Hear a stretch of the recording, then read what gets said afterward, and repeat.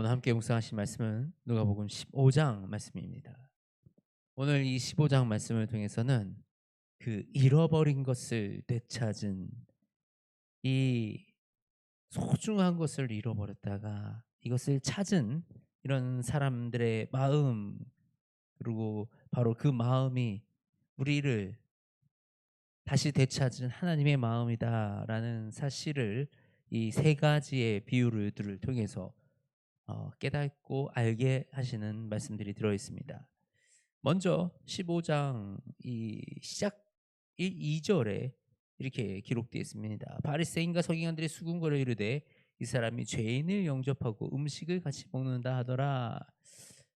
예수님께서 죄인들, 이 바리새인들은 같이 겸상도 하지 않는 그 죄가 있는 사람들하고 같이 음식을 먹는다라는 소식을 듣고 예수님을 어떻게, 왜 예수님은 저렇게 죄인들과 예수님과 예수님의 제자들은 죄인들과 함께 밥을 먹을 수 있는가, 이렇게 얘기하는 것을 듣고 예수님께서 이렇게 말씀을 하시는 거예요. 세 가지 비유를 들어서 말씀하시는데 마치 이 점차적으로 더 이 소중한 것에 대해서 드러내시는 이, 이 예수님께서 빌드업을 해 나가시듯이 먼저는 잃어버린 양을 찾는 그 목자의 마음에 비유해서 양을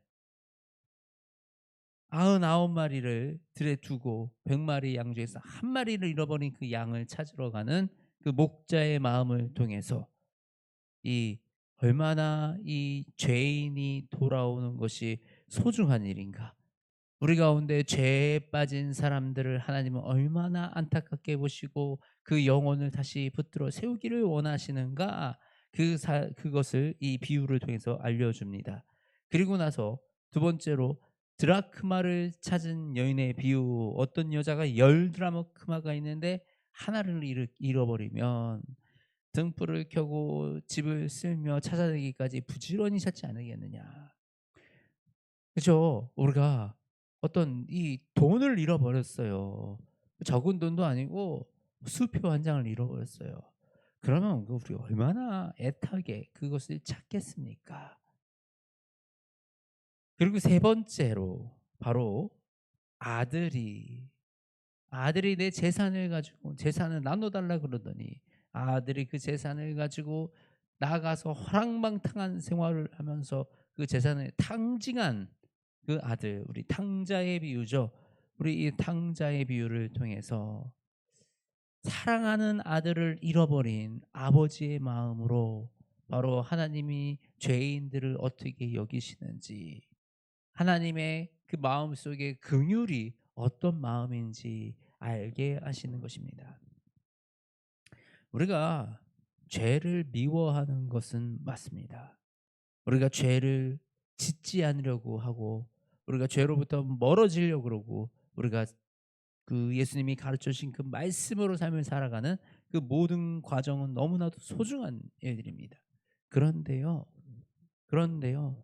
우리가 이 죄인들을 비난하고 정죄하는 것이 우리가 해야 될 그 모습은 아니라는 사실이죠. 그 죄인들이 죄에서 다시 돌아와 하나님의 자녀가 되게 하는 그 영광이 바로 그것이 하나님이 가장 기뻐하시는 일이고, 그것이 하나님의 놀라운 그 한 죄인을 위해서 그 이제 예수님을 떠나간 그 한 죄인이 다시 돌아와서 예수님께 오는 것을 하나님은 너무나도 기뻐하신다라는 사실을 우리 이 비유들을 통해서 어 알 수가 있는 것입니다. 우리 집을 떠났던 탕자가 돌아왔을 때 그 아버지의 반응이 어땠습니까? 그 아버지가 오는 그 아들을 멀리서 보고 치근히 여겨 달려가 목을 안고 입을 맞추니, 이 자신의 아들이 자신에게 재산을 달라고 해서 그것을 다 탕진하고 정말 이제는 그냥 아버지의 집으로 가서 종이나 하는 종이라도 하는 것이 내가 여기서 굶어 죽는 것보다 낫겠다라고 돌아오는 그 아들을 보고 달려가서 껴안고 입을 맞추고 기뻐하는 그 아버지의 모습 우리가 볼 수가 있습니다.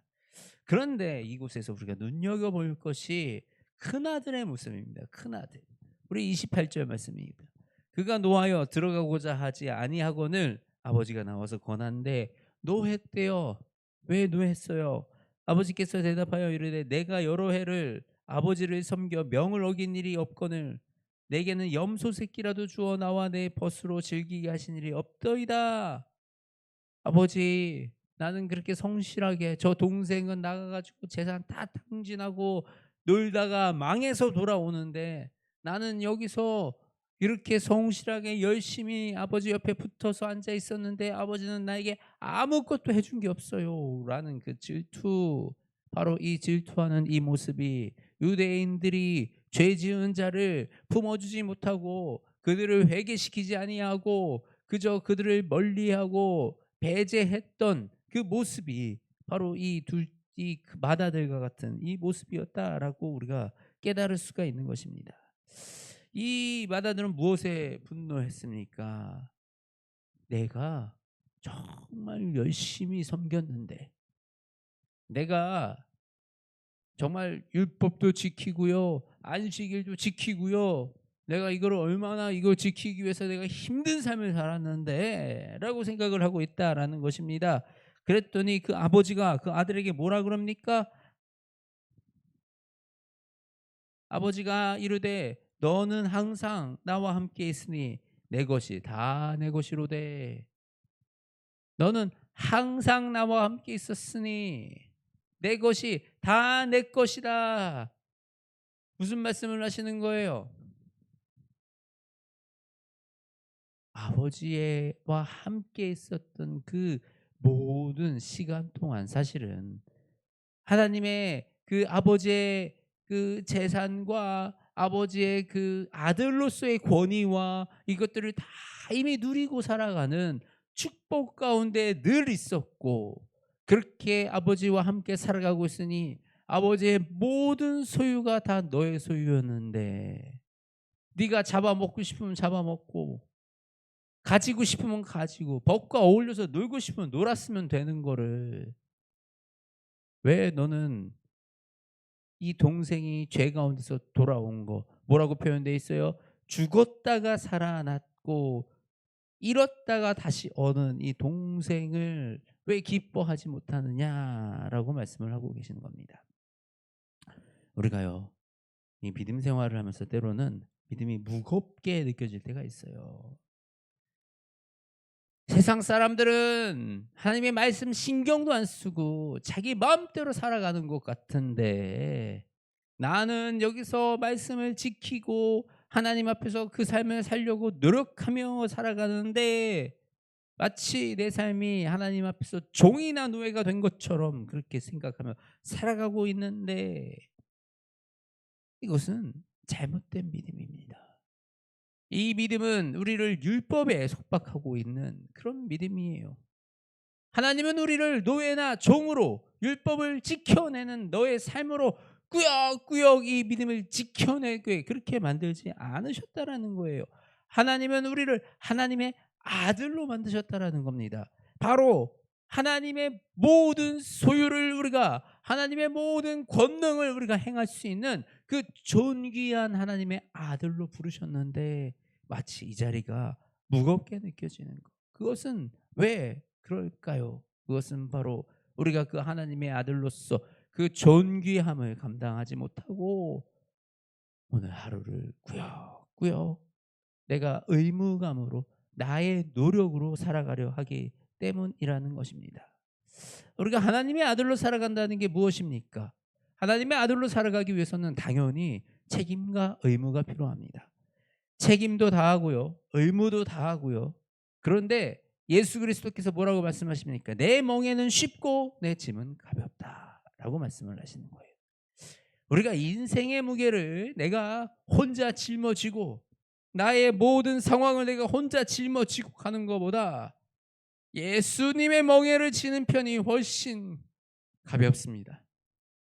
우리가 이 말씀을 품고 살아가는 것이, 우리가 예수님이 가신 그 십자가의 길을 따라가는 것이 바라봤을 때는 엄청 곤욕스럽고 엄청 힘든 길처럼 보여지지만 사실은 그렇지 않다라는 거예요.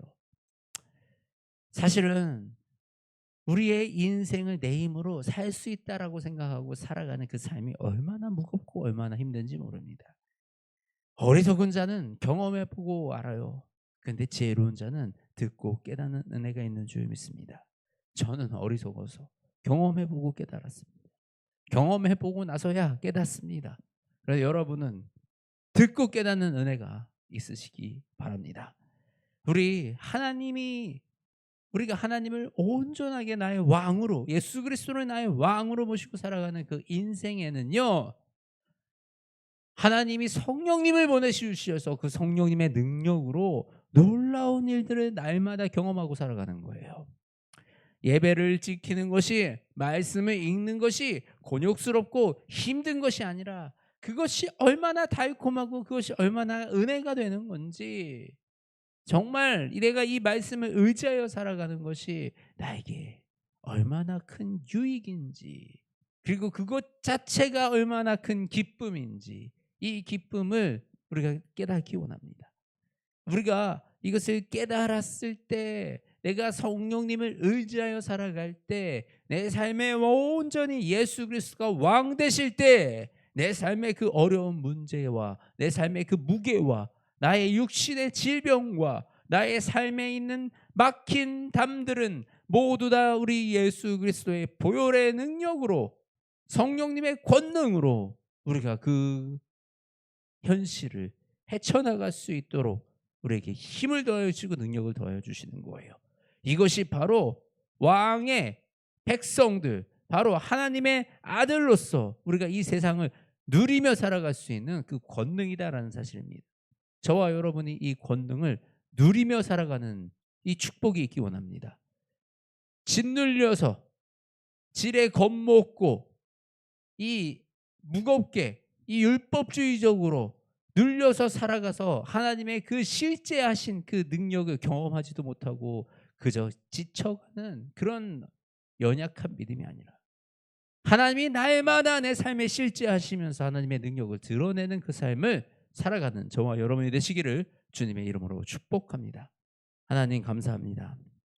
우리에게 말씀을 더하여 주시고, 하나님 우리에게 하나님의 나라의 자녀로서, 하나님의 자녀로서 이 땅에 살아가는 것이 무엇인지, 그리고 하나님이 죄인들을 향하여 어떤 마음을 품고 계시는지 아버지 우리가 이 말씀을 통하여 깨닫고, 이 말씀을 통하여 아버지 우리 마음속에 이 말씀을 심습니다.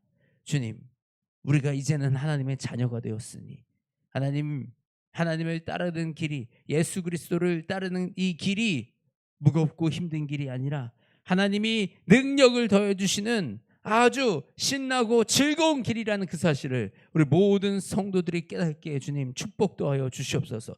특히 아버지 모든 그들의 삶 가운데 말씀이 살아 역사하시고 성령님의 놀라운 권능으로 그 권능을 이 세상에 행하며 이 세상을 다스리며 살아가는 왕의 권세를 가진 그 아들들로 이 세상을 살아가게 하여 주시옵소서.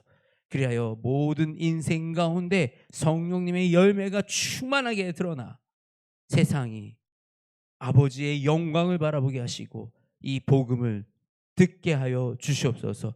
하나님, 언제나 우리를 이 죄 가운데 건져내시고 이 죽은 가운데서 다시 살리신 믿음으로 말미암아 우리가 새 생명을 얻었으니 우리의 삶을 주님 사용하여 주시고 우리의 삶 가운데 온전한 하나님의 나라를 선포하여 주시옵소서. 사랑이 많으신 우리 주 예수 그리스도의 이름으로 간절히 기도드립니다. 아멘.